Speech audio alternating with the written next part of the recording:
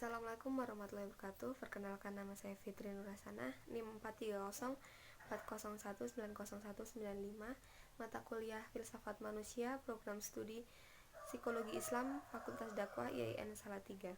Di sini saya akan menjelaskan secara singkat materi mengenai jati diri, hakikat dan potensi manusia. Kemudian materi yang kedua adalah manusia dan etos kerja. Nah, kita masuk ke materi yang pertama, yaitu jati diri manusia. Jati diri manusia adalah suatu hal yang ada dalam diri kita atau manusia, meliputi karakter, sifat, watak, dan kepribadiannya. Di mana jati diri adalah segala hal tentang diri manusia. Nah, bagaimana sih cara kita untuk menemukan jati diri kita sebagai manusia? Yang pertama adalah kenali diri sendiri. Jadi, siapa sih kita? Kita harus mengetahuinya. Kemudian yang kedua adalah mulai melakukan hal baik, di mana hal baik itu akan mendorong terbentuknya kepribadian kita yang positif.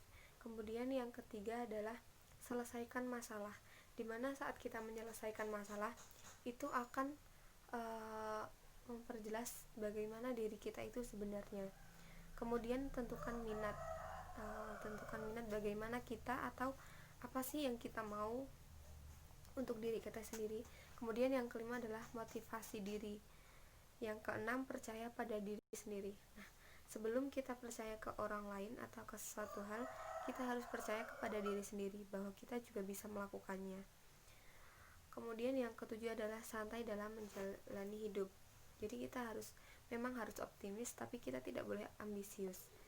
Kemudian yang selanjutnya adalah hakikat manusia, di mana manusia adalah makhluk sosial, membutuhkan satu sama lain.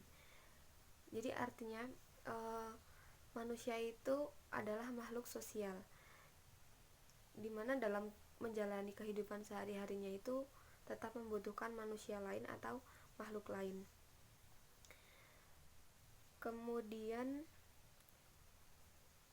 bagaimana sih hakikat manusia itu? Nah, yang pertama itu makhluk yang memiliki tenaga untuk menggerakkan badannya. Jadi manusia itu adalah makhluk yang bergerak untuk memenuhi kebutuhan hidupnya. Yang kedua adalah bersifat rasional dan tanggung jawab, di mana manusia itu harus bertanggung jawab atas apa yang dilakukannya.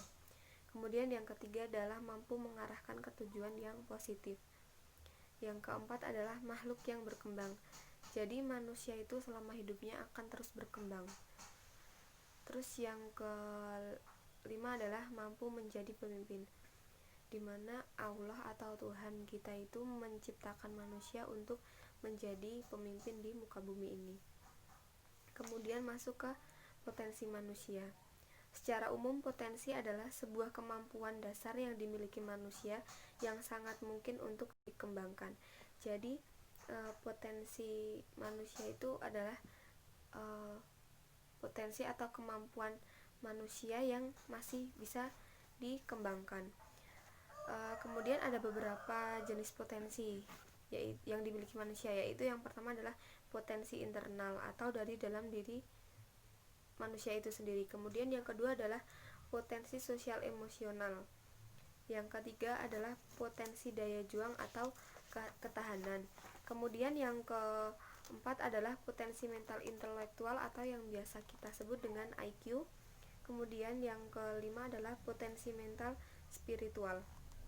Kemudian sifat-sifat potensi manusia sendiri itu dibagi menjadi dua. Yang pertama itu negatif dan yang kedua adalah positif.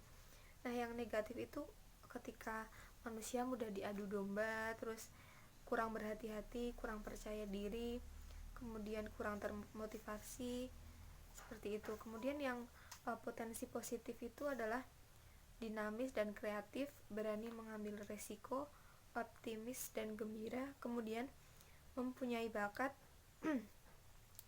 mempunyai idealisme, mempunyai kekuatan untuk berpikir yang kuat, dan yang terakhir adalah tubuhnya yang sehat dan kuat. Kemudian kita masuk ke ciri-ciri potensi, yaitu menyukai belajar dan ingin atau mau melihat kesalahan. Kemudian yang kedua adalah mempunyai sikap yang fleksibel. Kemudian berani melakukan sebuah perubahan dan berani memperbaiki diri atau introspeksi diri.